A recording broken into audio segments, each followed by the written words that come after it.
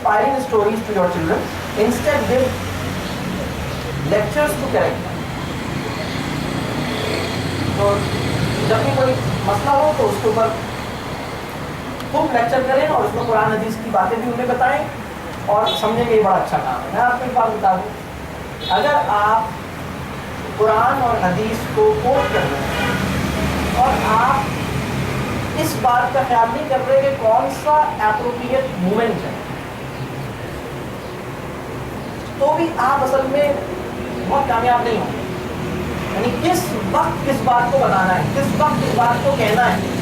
हम तो हदीस सुना रहे हैं ना, अपने नबी सल्लल्लाहु अलैहि वसल्लम का उसका बता। नबी सल्लल्लाहु अलैहि वसल्लम ने बाज़ मौके पर सहाबा को यानी उस सिचुएशन में जब वो मसला हो रहा है उसको नहीं था, हमको उन्हीं की स्टेटमेंट बोल रहे हैं। लेकिन ऐसे कितने इंसिडेंट्स हैं जिस वक्त उन्होंने देखा और उन्होंने नोट कर लिया, ओके ये गड़बड़ है, इसके ऊपर मुझे टीच करना है। और वो he waited for the right time and moment।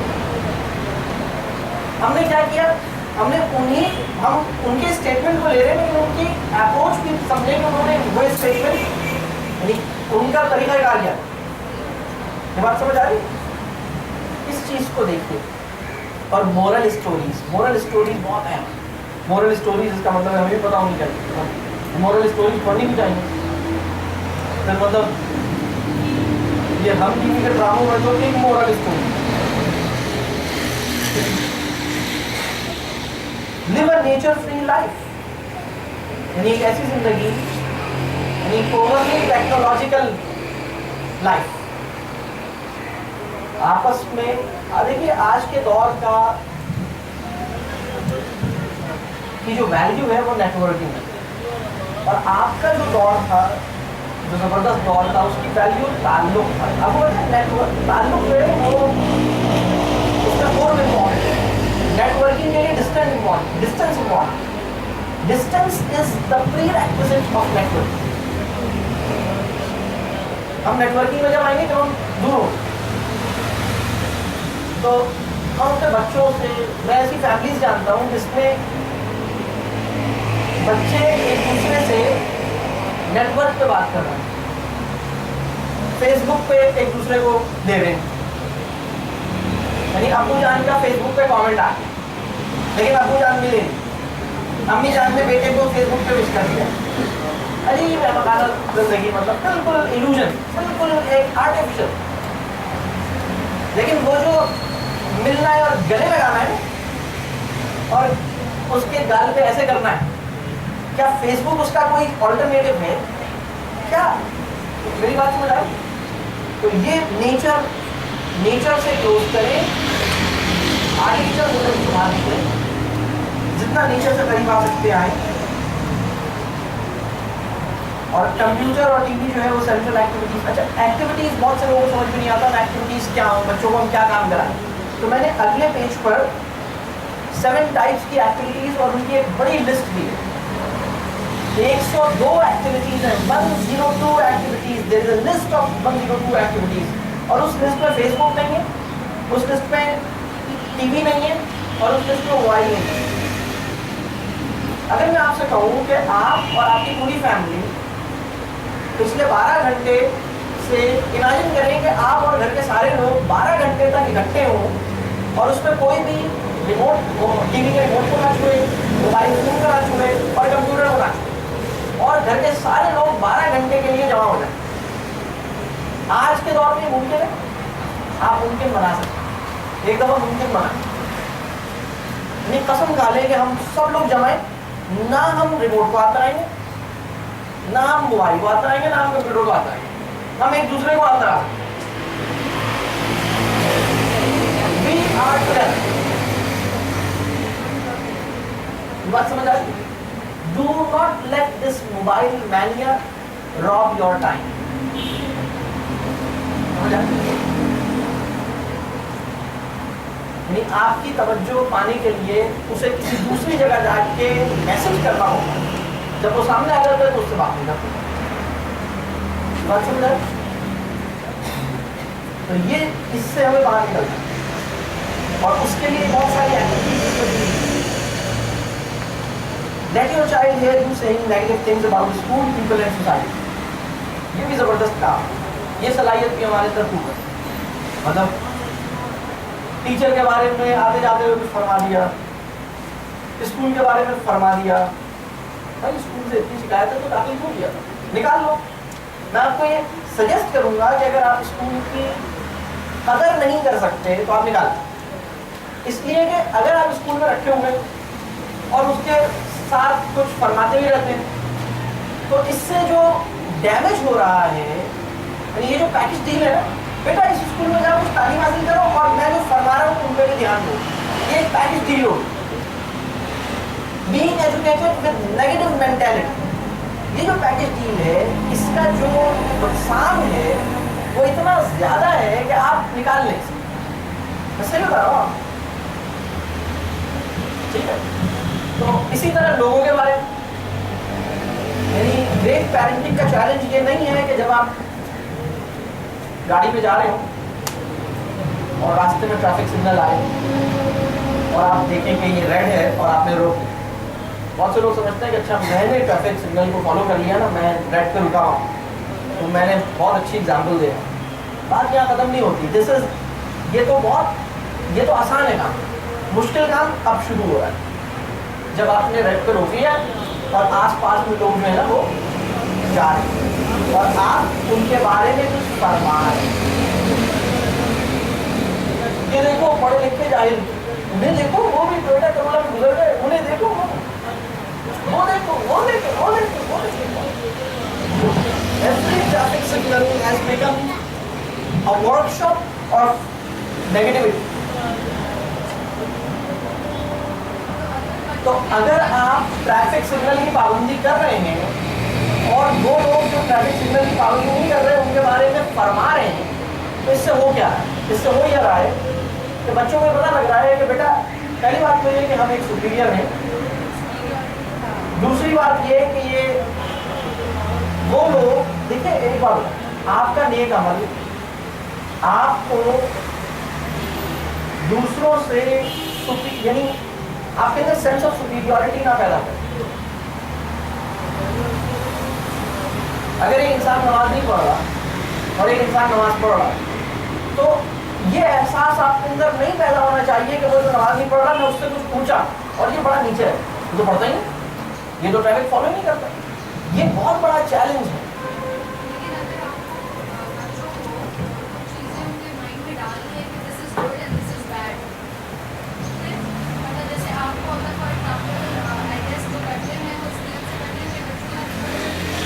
नहीं वो इसकी असर नहीं करते, नहीं वो इसकी असर नहीं करते। असल बात मैं नेगेटिव थिंकिंग का नशा, नेगेटिव थिंकिंग में मजा है। बैक बाइटिंग, किसी बुजुर्ग ने कहा कि अगर तुम किसी महफिल में बैठे हो और तुम्हें बातों में मजा आने लगे तो एक लम्हे के लिए रुको और सोचो कि कहीं गीबत तो नहीं कर रहे, क्योंकि सबसे ज्यादा मजा जिस महफिल में आता है वो गीबत की महफिल होती है। तो मैं बता रहा हूँ बच्चे कैसे सीखें। आप अपनी जिंदगी में कभी भी सिग्नल नहीं तोड़ेंगे सिवाय मोबाइल फोन छीनने वाले के खौफ से। वो एक एक्सेप्शनल केस है, मोबाइल स्नैचिंग के खौफ से चले तोड़ने वो अलाउड है। Otherwise make it a point that you will never break signal, that's it.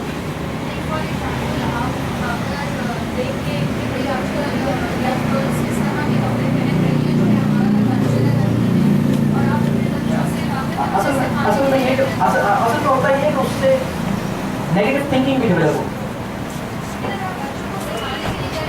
नहीं, not recommended, not recommended, not recommended. नहीं, आप जो सही चीज़ है उससे मोहब्बत करवाएं और सही बात बताएं, उसूल बताएं और उसको अपनी ज़िंदगी में नाफिज करें।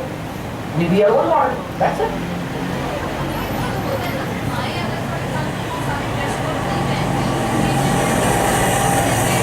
एक और बच्चों को बता दें बेटा ये हमारा कल्चर में हम ये नहीं करेंगे, लेकिन इसका मतलब ये नहीं है कि बच्चा, आपका बच्चा जिस स्लीवलेस को देखेगा वो देखो वो बुरी लड़की जा रही है, ये नहीं करेगा बच्चा, यही करेगा।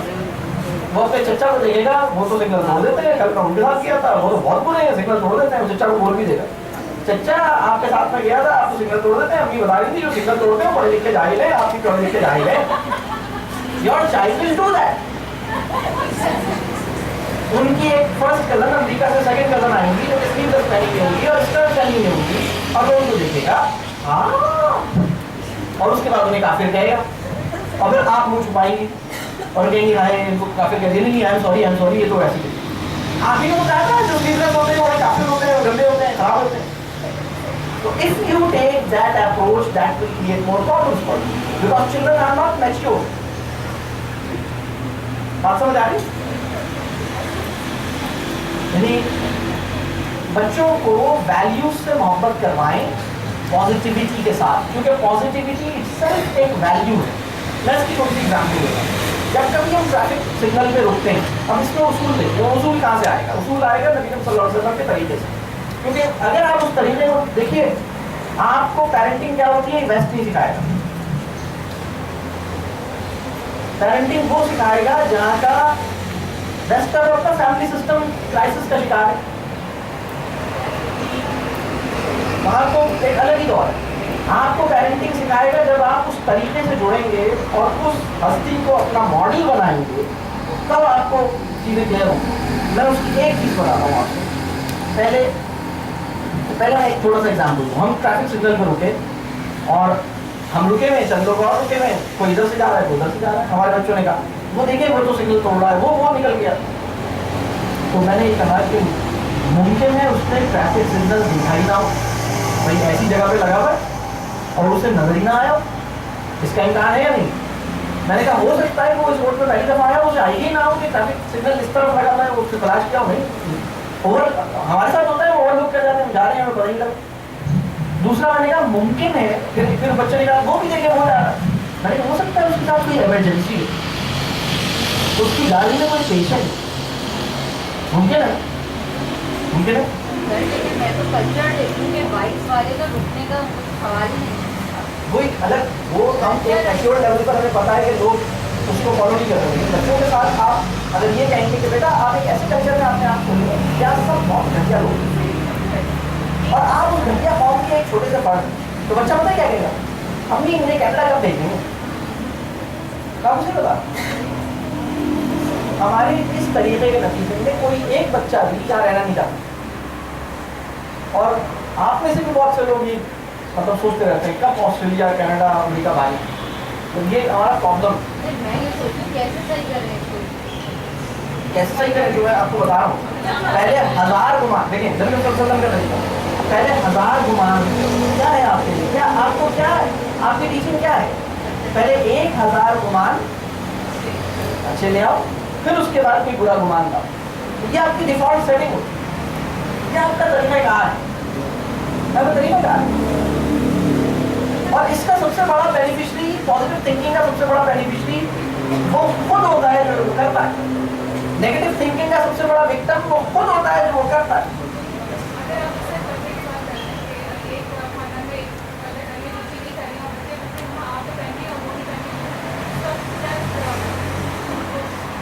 आप ये बताइए कि मैं ये समझती हूँ कि पर्दा करना जरूरी है, ये मैं समझती हूँ। आप ये बताइए, मैं ये समझती हूँ, आप उन्हें बताइए कि मैं ये समझती हूँ, हमें ये समझना है, हमें ये समझना है और मेरे लिए ये इम्पोर्टेंट है और मैं करती हूँ। आप अपनी वैल्यू पूरे तौर पर डिस्क्राइब करें, लेकिन दूसरे की जो प्रॉब्लम है उसके ऊपर उंगलियां नहीं होती। एक चीज़ का, हर चीज़ का अपना एक टाइम है।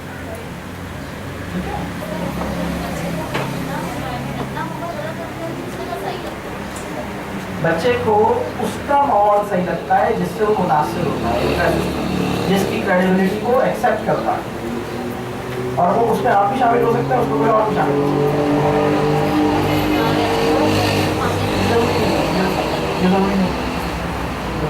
अच्छा, मैं जल्दी से कंप्लीट कर दूँगा, ये तो मुझे लग रहा है आप लोग रात तक बैठने की तैयारी से आए। Complain to your spouse about your child and to your child about your spouse। ये और इंटरेस्टिंग बात, मतलब शाम में जब मियाँ जी आए तो उनसे कहें ये तो मेरी बात ही नहीं मानती, ये सुनता ही नहीं। ये ज़बरदस्त बात है। मतलब जब मियाँ जी आए तो उनके सामने, यानी बच्चे को सामने बिठा के इसको बताएं, इसको सीधा करें, ये मेरी नहीं सुनता, ये मेरी नहीं सुनती, इसकी टीचर भी करे। अच्छा, या अकेले में कहें और बच्चे बाहर से सुने, या बच्चों को, अच्छा पता है बच्चों को बहुत अच्छी तरह पता लग जाता है कि आपकी कम्युनिकेशन क्या होगी। जब अब्बू जान कमरे से बाहर निकलेंगे, कहाँ है, यहाँ बैठे हो, तो बच्चा देखेगा अच्छा फिर अम्मा जान ने लोड कर दिया, ये बात मुझे पता लग जाती है। इसी तरह बच्चे को, यानी दिलचस्प बात, दोनों बड़ी दिलचस्प बात है। मतलब कभी बच्चे से मियाँ की कहें, कभी मियाँ से बच्चे की कहें, कभी बच्चे से कहें तुम ही बताओ क्या मैं गलत कह रही हूँ, तुम ही बताओ। या देखो मैंने तो बहुत समझाया, वो नहीं सुन रहे तो मैं क्या करूँ।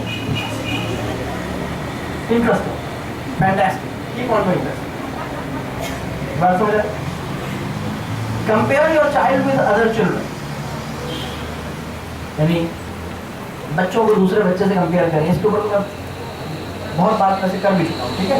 अच्छा, अब नेक्स्ट ये है कि ये जो 7 टाइप्स की एक्टिविटीज हैं, सिर्फ इसके साथ करना ये जो 7 टाइप्स की एक्टिविटीज हैं, ये पर्चा अपने बच्चों के साथ लेके बैठना है और बच्चों से कहना है कि बेटा इस लिस्ट में फेसबुक, कंप्यूटर गेम्स और टीवी ये नहीं है। वेबसाइट वगैरह का कुछ इस्तेमाल है लेकिन ये चीजें नहीं है, ठीक है। तो इस लिस्ट को, इसमें 102 एक्टिविटीज है जो कि इंजॉयबल भी है और मीनिंगफुल भी है, और वो 7 कैटेगरीज है। बच्चों के साथ बैठिए और बच्चों से कहें कि हर कैटेगरी की 3 एक्टिविटीज चूज करो, हर कैटेगरी में choose any 3 from every category, और आप भी चूज करें। अगर आप अपनी लाइफ में देखें कि कौन सी कैटेगरी की एक्टिविटी आप करते ही नहीं है, आपको कुछ पता रहेगा आप यहाँ पे आप नहीं कर रहे। मिसाल के तौर पर देखिए लिटरेरी एक्टिविटी है, आप इनमें से कोई 3 एक्टिविटी चूज करें जो आपने करनी है और बच्चे से शेयर करें, मैंने चूज किया, मैं 3 करूंगी। बच्चों से पूछे तुम भी चूज करो इनमें से कोई 3, ठीक है।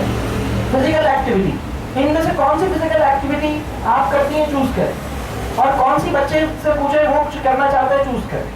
इसी तरह माइंड गेम्स, इसी तरह आर्ट एंड क्राफ्ट, इसी तरह सोशल एक्टिविटीज, इसी तरह डोमेस्टिक, इसी तरह नेचर, ठीक है। तो अगर आपके पास इंजॉयबल मीनिंगफुल एक्टिविटीज नहीं है तो बच्चों के पास ऑप्शंस नहीं है। हम ये तो कह रहे होते हैं टीवी नहीं देखो, लेकिन फिर क्या करो उसका ऑप्शन नहीं होता। तो ये एक बड़ी ब्रॉड रेंज ऑफ ऑप्शंस है, इससे आसानी होगी आपको। ये बहुत वैल्यूएबल डॉक्यूमेंट है जी।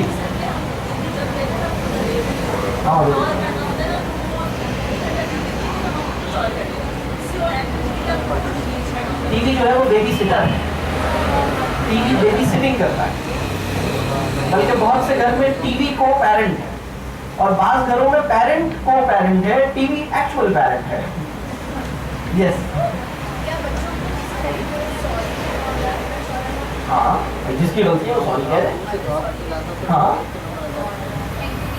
थैंक यू भी कहना चाहिए, सलाम करना चाहिए बच्चों को, बजाय इसके बच्चों से कहें सलाम करो सलाम करो सलाम करो। बच्चों को सलाम करें और ठीक से सलाम करें।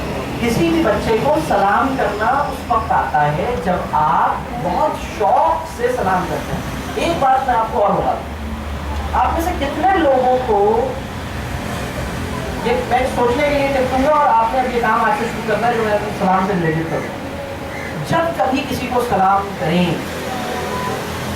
तो इस इंटेंशन और इस फीलिंग और इस रियलाइजेशन के साथ करें कि आप किसी को बहुत जबरदस्त दुआ दे रहे हैं।